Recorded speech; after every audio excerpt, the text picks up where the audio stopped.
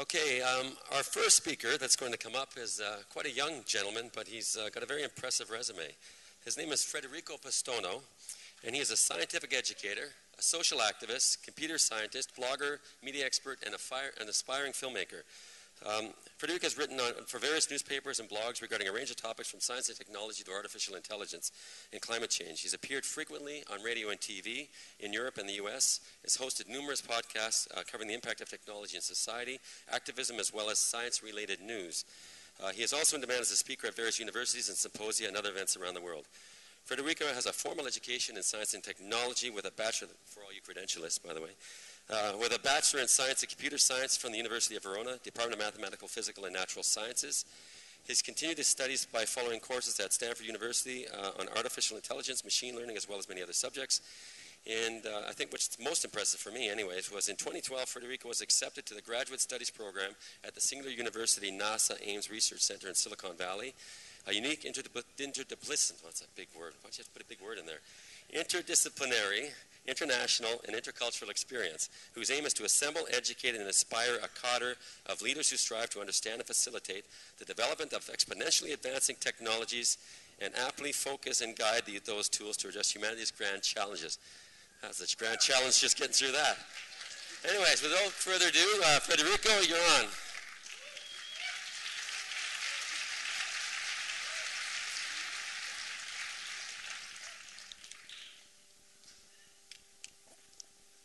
So, it has come to this. You, me, here. I was just told to make a dramatic entrance. So. Hello to every one of you. Welcome, my name is Federico Pistono, and I come from an incredible country. A country that has been the center of civilization for over 1,000 years and has given birth to most of modern Western culture. The arts, the opera. It was the birthplace of the Renaissance and Leonardo da Vinci, but also the church. Banks, the fractional reserve system, massive organized crime, fascism. We elected 5 times a Freemason who is under investigation for several criminal activities and has been accused of mafia collusion, money laundering, tax fraud, underage prostitution, and we just replaced him with an unelected man, leading member of the Bilderberg Group, former European chairman of the Trilateral Commission, and international advisor for Goldman Sachs. So let's begin. Who am I? What am I doing here? Some of you might remember me for the radio shows I hosted about collaboration, positive thinking, and automation, and the Science and Reason video series on YouTube. But maybe not. Maybe you know me because I kickstarted a project called Zeitgeist Global Connect, where programmers kind of get together and build a free and open source distribution for activists to use without any knowledge of programming whatsoever, so that I can, start up a chapter very easily and just start doing stuff. Or maybe you know me because I gave the initial spark to what is now the central repository of essays, articles, and information about the movement, the TCM blog. So it started out as just an idea, and then shabam! We now have a kick-ass team, and with great people inside, and some of which will speaking to you today. And just recently, as mentioned before, I was accepted to Singularity University, so I'll be spending my whole summer at NASA Ames Research Center in Silicon Valley, and I'll try to solve humanity's biggest challenges together with other great, bright minds from all over the planet. And the projects that will come out of this program will have to improve at least the lives of 1 billion people within the next 10 years. So that's a challenge. Most of you probably know as the founder of the former coordinator of the Italian chapter of the Zeitgeist movement, which I started about 3 years ago, and we've done some pretty cool things since then. We aired clips from the Zeitgeist film series on national TV for 8 weeks straight. We did strict activism, screenings, and free hugs, flash mobs, and all the good stuff I'm sure you're familiar with. Yeah, even the police joined in. It was kind of nice. So just recently, though, we did something different. We organized a symposium where we opened up to other organizations and sustainability advocacy groups. We had a lineup of some 15 speakers, and it all went beautifully. We spent a day together, ate lunch together, we discussed, we had dinner together, we started all sorts of collaborations. It was wonderful. This is, I think, our next step of evolution as a movement. You know, it's great to have these dedicated days like this one, where we kind of see what we have accomplished as a movement and who we are. But I think we can't just keep talking to ourselves. We need to open up to the rest of the world and let loose of the labels, as Peter mentioned before. So we should have, I think, week-long events where we get together with all sorts of other cool organizations and start a discussion. So I hope to see in the near future more of these events happening worldwide. Now, enough of that. Let's get to the point. What am I doing here? I am here to tell you that robots will steal your job.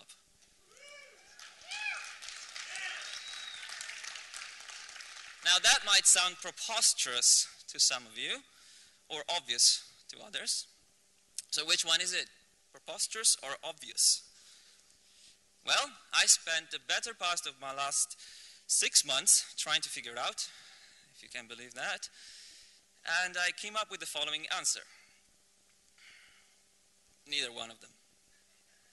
Or both, sometimes. Done. Oh, would you like me to elaborate? Okay. All right, let's get started. So, you are about to become obsolete. You think that you are special, unique, and that whatever you do is impossible to replace. Wrong. As we speak, millions of algorithms created by computer scientists and mathematicians are frantically running on servers all over the planet with one sole purpose: do whatever you used to do, but better. So these algorithms are intelligent computer programs permeating the substrate of our society. They make financial decisions, they predict the weather, they suggest which countries will wage war next. Soon there will be little left for us to do. Machines will take over. This is a map of the human brain. Oh wait, it's actually a map of the internet. Oops.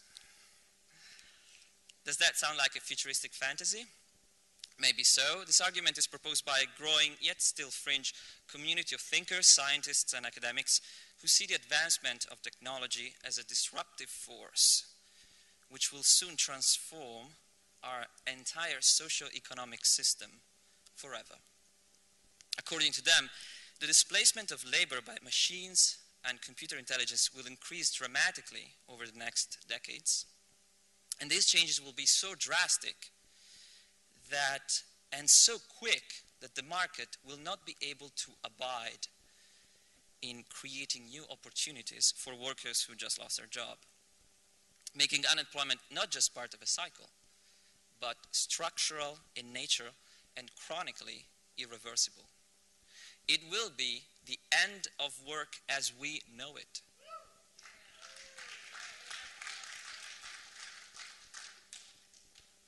Obviously, mainstream economists discard such arguments. They actually call it the Luddites fallacy. Many of them don't even address the issue in the first place. And those who do claim that the market always finds a way. As all jobs are replaced by machines, new jobs are created. Thanks to the ingenuity of the human mind and the need for constant growth, market always finds a way, especially in this ever-connected and globalized mass market we live in today. Now consider this: the exponential expansion of technology has been growing remarkably smoothly for a pretty long time. And I'm not talking about Moore's law, which states that the number of circuits, well, the number of transistors that can be placed in integrated circuit doubles approximately every 2 years. So integrated circuits actually are just a tiny fraction of the whole spectrum of change that pervades technological advancement. Ray Kurzweil notes that Moore's law wasn't the first to do so, but rather the fifth paradigm to provide accelerating price performance. Computing devices have been consistently multiplying in power per unit of time. 1890, US census, mechanical calculating devices, first paradigm. Turing relay-based Robinson machine, which cracked the Nazi Enigma code. And then CBS vacuum tube that predicted the election of Eisenhower. And transistor-based machine that were used in the first space launches. And finally, the fifth, integrated circuits-based personal computers, which Kurzweil used to dictate the very essay that described this phenomenon in 2001, which he calls the law of accelerating returns. Now, to get an idea of what exponential growth means, take a look at this graph right here. Okay, so this is technological capability, that's time.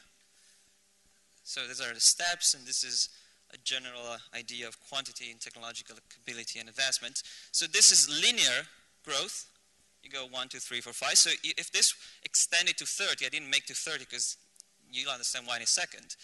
But if you count from 1 to 30 steps linearly, it's 1, 2, 3, 4, 5, you get to 30.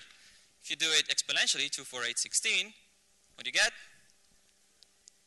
1 billion. 30, 1 billion. That's a big difference. I use this example all the time when I give talks around universities. Now imagine this water bottle. Okay, instead of water being inside, imagine it's a cup or a petri dish or something, and you put bacteria inside to reproduce, and you give them food so they can, multiply. Now, you know that in 60 minutes, it fills up the bottle, the whole thing. And every minute, they double in size. So it takes 60 minutes to fill the bottle. Every minute, they double in size. Question is, after 55 minutes, what percentage of the bottle do you think the bacteria? Yeah? Quarter? How much? 50? What? Something else? What? 10? 10%? 200? Now, the answer is 3.125%.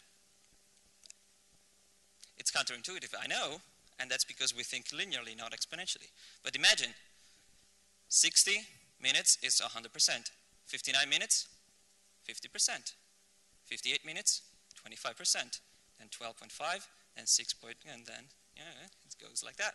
So we are not used to think exponentially, but that's how technology works. Now, a curve that explodes out of the normal graph looks like a straight line on a logarithmic plot. That's the same curve as before that was like right there. This is a straight line. It's the same curve, it's just changing the y-axis so that instead of having 5, 10, 15, it has 5, 25, 125, 630, and so on. So as you go along, it increases the quantity exponentially. You'll understand why we use logarithm graphs when we talk about exponential. There simply isn't enough space to draw the graph. It would just go right off the ceiling. So let's go back to the graph. With this knowledge acquired, you see the curve isn't a straight line. It's another exponential curve. This is the growth of computing over the last 110 years.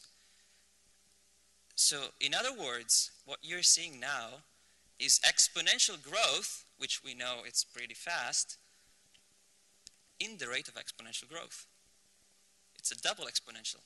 Now that's pretty fast. Computer speed per unit cost doubled every 3 years between 1910 and 1950, and then it doubled every 2 years between 1950 and 1966, and now it's doubling every year. Computer power isn't simply increasing, it is increasing faster and faster. We can already see the consequences of this today as technology progresses at an unprecedented rate. Computers used to cost hundreds of millions of dollars, required huge rooms for storage, cooling, maintenance, a lot of power. I mean, before I was born, computers were like, look at that ginormous thing. It's just, now, they can fit in your pocket. They are thousands of times more powerful, and they cost thousands of times less, even millions of times less. So that's a billions-fold increase in just 30 years. Remember, 30 steps? This is exactly what happens. Now, as we progress even more, the changes will be so rapid that we will hardly be able to keep up. Things will change dramatically in a matter of months, or weeks, or days, or seconds, or nanoseconds. So, the long-awaited dreams of science fictions are becoming a reality. Or are they? And I'm going to tell you things that will blow your mind.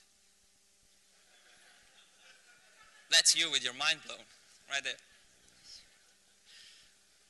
I know now, there is always going to be that guy, you know, that guy. Doesn't matter what you say. You know how people react differently to technology? So you tell them something amazing, they go like, no way, like, oh, you fucking kidding me? You believe that shit? And then there's that guy who's go like, yeah, I knew it. I mean, I didn't, but it's obvious, right? So I'll go ahead and start with the examples, and you look around to see if that guy is sitting next to you. First, I have to make a confession. I said that robots will steal your job, but that is true eventually. The real threat isn't really some futuristic anthropomorphic robot.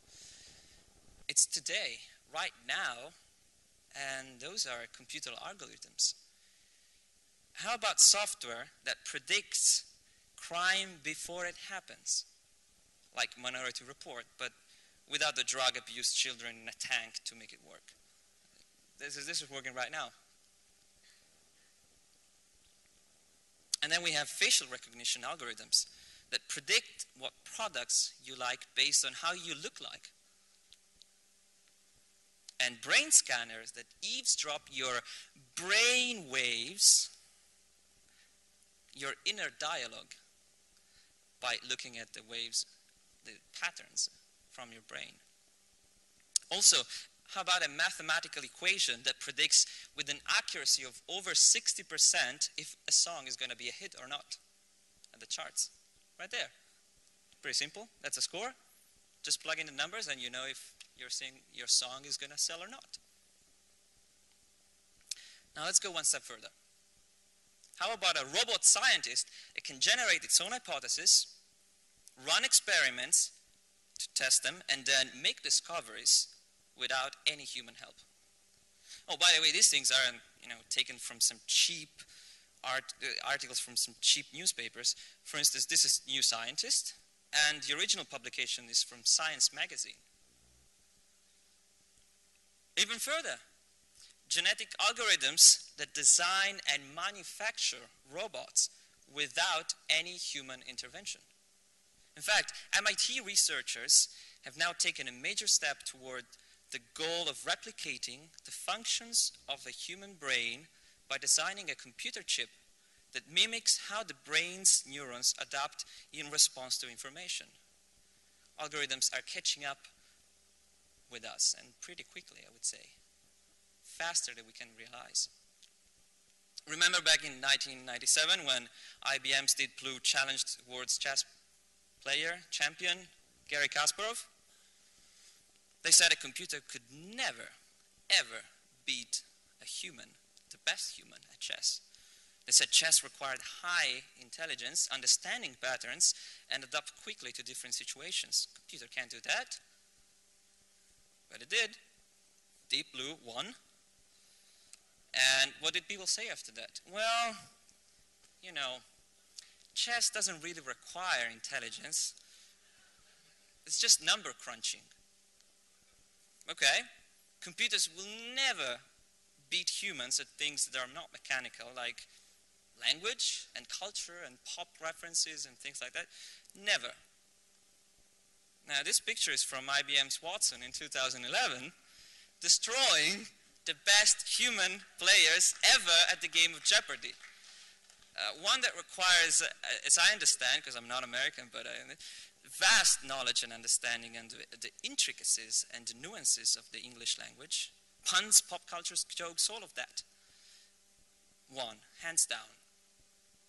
And what did people say after that? Well, language doesn't really require intelligence. It's just blah, blah, blah.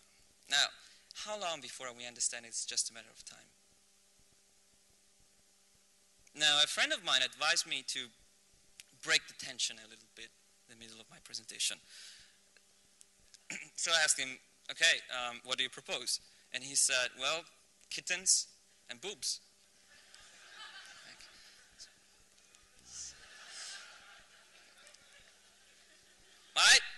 I thought that was kind of cheap, so I went for something different. How about a shark high-fiving a gorilla in front of an explosion? Awesome.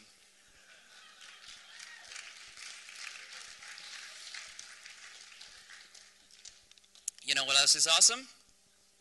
We have automated cars that drive hundreds of thousands of kilometers without a problem, with no human intervention whatsoever. They are perfectly safe, and they even outperform the best human drivers. Now let's watch a little video.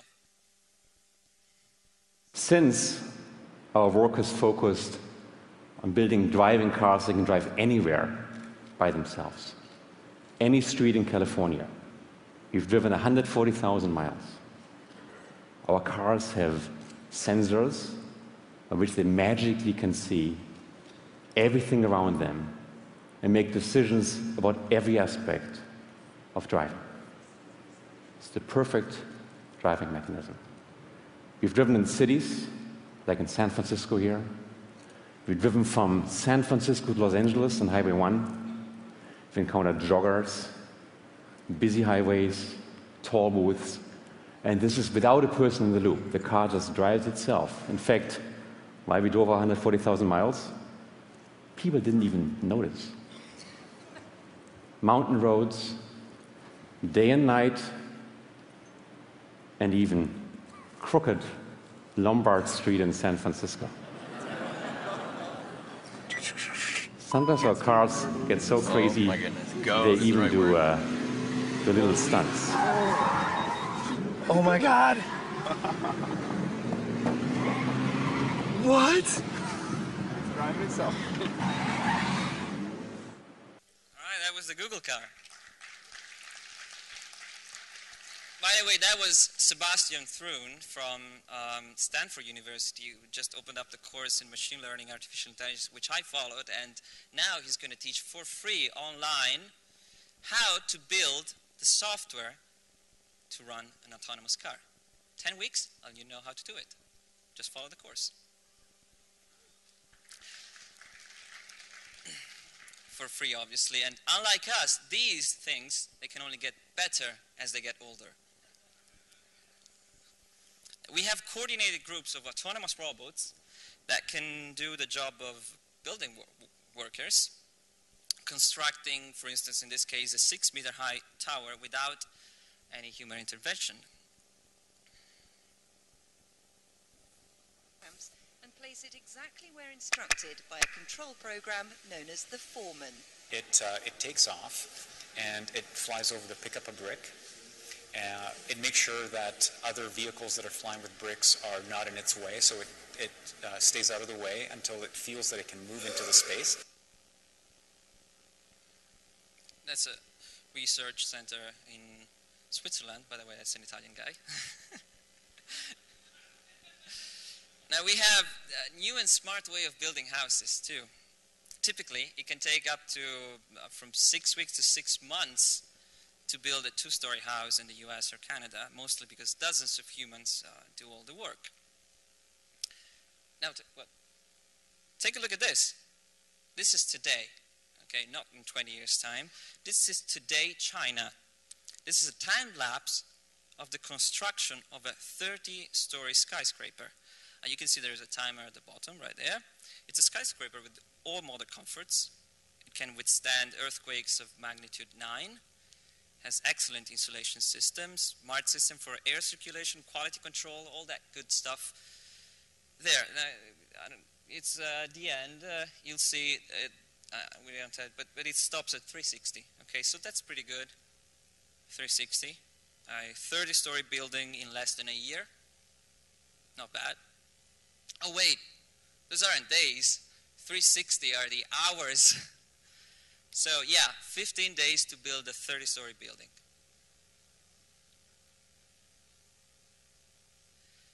Now, this is what we can do today. Let's have a look at tomorrow, shall we? It is possible that within a decade, contour crafting, see it as a kind of large-scale additive manufacturing, will have become so advanced, it's like one layer after the other, right? That we'll be able to upload a design specification and a massive robot would just press print on our computer, and this watch this robot as it spits out a concrete house in less than a day. No humans required, except for a couple of supervisors and designers. That's it. You don't think that's possible? Think again. 3D printing is already a billion-dollar industry today. It's growing exponentially. It's going to revolutionize the way we think about manufacturing forever. We can print physical objects ourselves, both as individuals or as part of a research center. And I'm not just talking about toys, tools, simple objects for the house, although they're useful. I'm also talking about prostheses, teeth, even human organs. They actually did a transplant, and it works. And it was in Sweden, and again, the guy was Italian, but they never work in Italy, these guys. I wonder why. Now, things become better, more reliable, cheaper, customizable, and personalized. More importantly, they are easily shareable, either with the marketplace similar to iTunes, Amazon, Android market, legally or not. Either way, once the information is out there, you can't stop it. Once the technology is available, you cannot uninvent it. It's out of your control.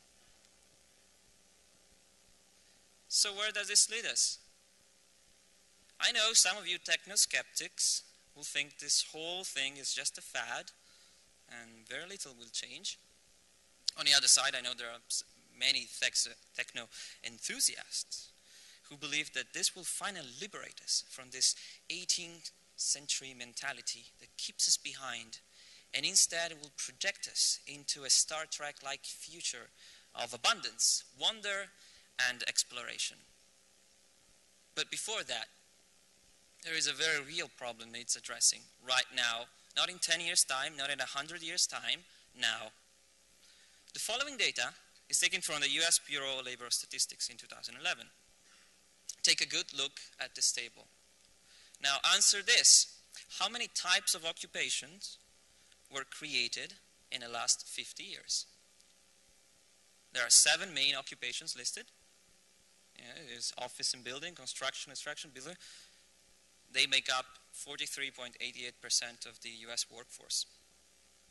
How many new types of jobs were introduced because of advances in technology? Not a single one. The reality is that new jobs created by technology employ a very small fraction of people, and they tend to disappear soon after they're created. They require a high level of education, flexibility, intelligence, and entrepreneurship. Most people haven't been trained to be like that. In fact, our entire educational system was created just after the Industrial Revolution, with the idea of creating factory workers, manual jobs, repetitive jobs, not the kind of jobs that the new economy will require. So I have one simple question. What will the millions of middle-aged, unskilled workers do once they are displaced by technology? It's a simple question. I have discussed this with economists, entrepreneurship futurists, academics. Not a single one of them was able to give me a convincing answer. Technology is advancing simply too quickly for the newly unemployed to learn new jobs. In the past, we've seen automation cutting the workforce, but that wasn't really a problem because unskilled workers all gravitated towards other jobs, still pretty unskilled, like, I don't know, Walmart, and which it's easy to find a job there, although it's very unsatisfying, and I don't think it's your life dream to work at Walmart. But if Walmart begins automation, which it will, competitors will have to do the same in order to stay afloat, stay alive in this competitive market. So there will be no coming back for the shopping industry. It is an irreversible process. The jobs replaced will not come back. They're gone. The same will happen for millions of drivers, construction workers, and many others. But having jobs removed, what will people do? So far, nobody has been able to answer the question, and the reason for this, I think, is that there is no answer. Not in this system, not in the way it's designed to work. The displacement of human labor in favor of automation will have a snowball effect on everything. With unemployment level as 30, 40%, which will happen, the economy will collapse. Without a backup plan to adjust to a new paradigm, we can expect the worst. Civil unrest, riots, police brutality, general distress will continue to rise until critical levels are reached, at which point the whole socio-economic system will crumble upon itself like a house of cards. This has negative consequences throughout the whole spectrum of the population. And it's against the interest of everyone on the planet, even among the richest and wealthiest people. Even they don't want that, especially them. So I think if we want to solve this challenging problem of our time, we have to rethink our whole economic and social structure. Rethink our lives, our roles, our purposes, our priorities, and most importantly, our motivations.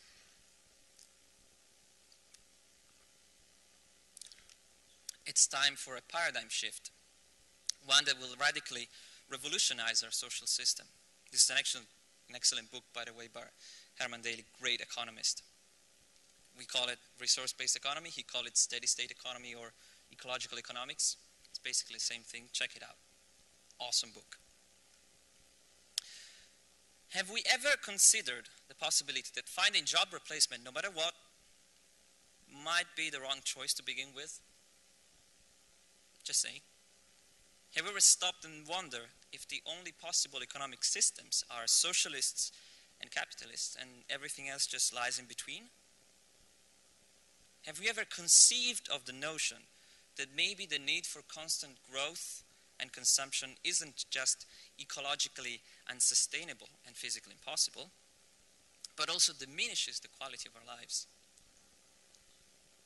Too often we treat things as separate subjects, not realizing the interconnected nature of our reality. This mistake has made us weak and vulnerable. Over the last 70 years, we have set the stage of our own demise. We have become increasingly discontent, the quality of our lives and relationships has fallen, and we have lost track of what really matters. Be happy, right? Not consume, be happy. Today, everything is amazing, and nobody's happy. It's time to take a step back and think about where we are going. Now, like the great poet once said, time is a bitch. So I can't elaborate on this issue anymore because I'm out of time already. But luckily, I've written a whole book about it. What, did you think I really spent 6 months of my life just to prepare this presentation? So the book is called, Robots Will Steal Your Job. But that's okay. And the subtitle is How to Survive Economic Collapse and Be Happy.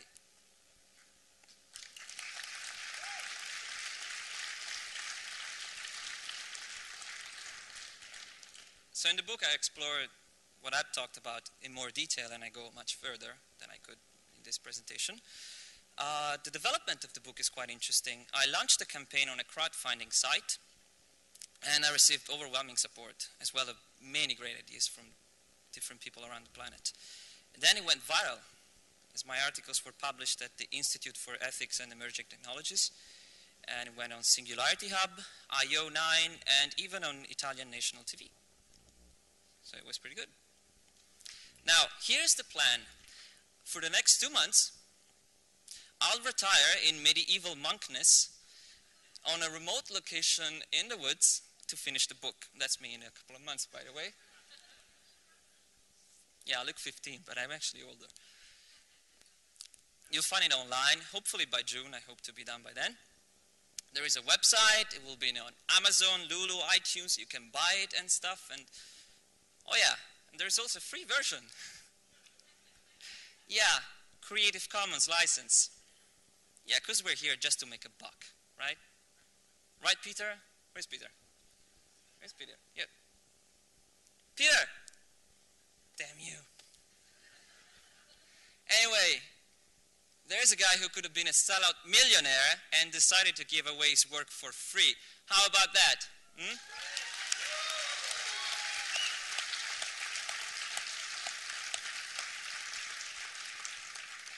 Him, like many others before him, and I suspect many more after. The world is changing, folks. Talk about motivation, huh? How about watching the world become a better place because of what you did? How about that motivation?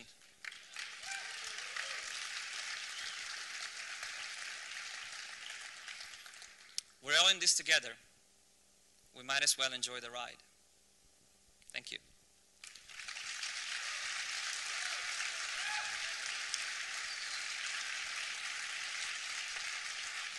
Right, thank you very much for that, Federico.